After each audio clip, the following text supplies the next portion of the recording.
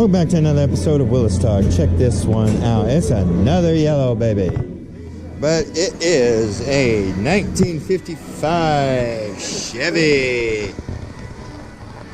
It's again, just like most of the time, it seems like there's a lot more room in the engine cabs than there is nowadays. Look at that. Ooh. Little wheels, big wheels. Little wheel, big wheel. This is Rodsters.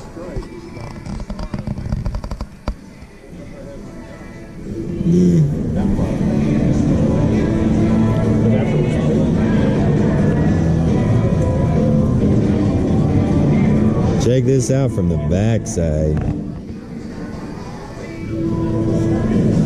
You can definitely tell that is a purple. Purple, yellow, purple, yellow. And it blends so well.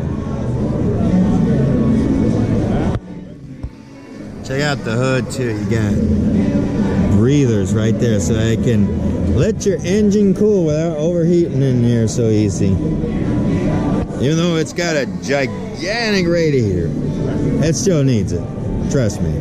Until next exciting episode or show or whatever.